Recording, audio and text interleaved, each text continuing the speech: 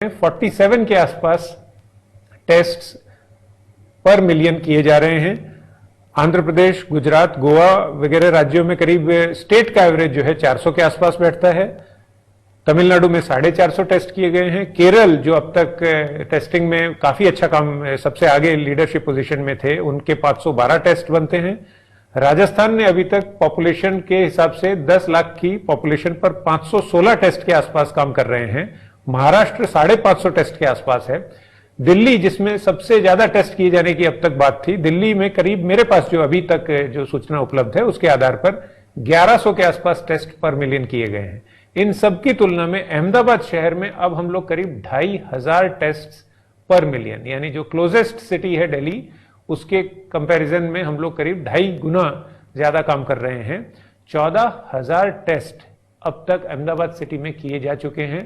हफ्ते भर पहले ये संख्या कुछ 1000 से भी कम थी, परंतु अब जो हमारी स्ट्रेटजी है उसमें जो इलाके में केसेस आ रहे हैं उस इलाके के आसपास के क्लस्टर्स को बहुत ही ज्यादा छानकर उसमें से सारे केस ढूंढे जा रहे हैं।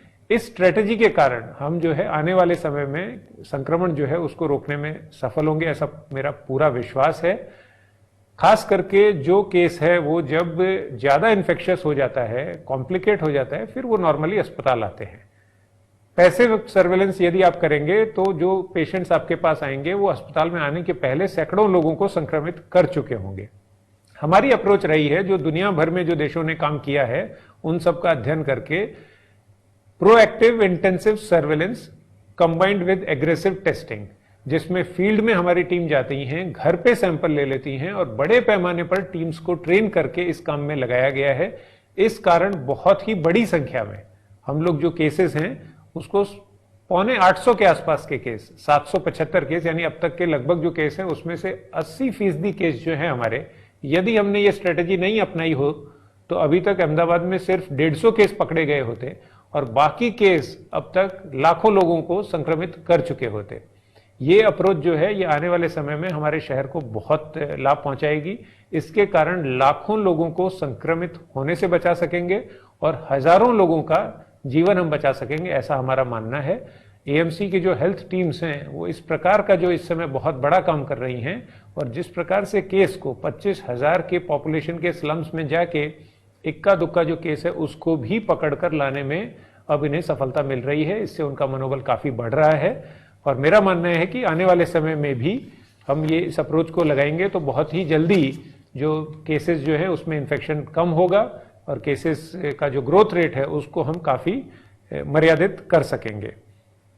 इसके अलावा बाकी काफी जो सवाल पूछे गए हैं एलजी हॉस्पिटल से लगते हुए सवाल है। एलजी हॉस्पिटल में अब तक जो दूसरे मरीज आते थे, अन्य रोगों जो मरीज आता था, એ બધા લોકો ઓર્થોપેડિક ને કોઈ હોય એમના લીધે 2 કે 3 મરીજ આવા આવ્યા હોય, એના લીધે 10 જેટલા લોકોને, ડોક્ટર્સ ને પેરામેડિકલ સ્ટાફને ઇન્ફેક્શન થયું છે।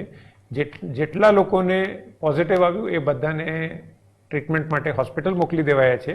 જેટલા લોકો એના કોન્ટેક્ટમાં હતા બીજા બધા ડોક્ટર, એમને ક્વોરન્ટાઇન કરી દેવામાં આવ્યા છે અને જે કોરોના સિવાયના સામાન્ય દર્દીઓને પણ ટ્રીટ કરતા હોય એવા બધા લોકોને પણ વધુ સાવચેતી રાખવા માટે સૂચના આપી દેવામાં આવી છે અને પરિસ્થિતિ અત્યારે નિયંત્રણમાં છે।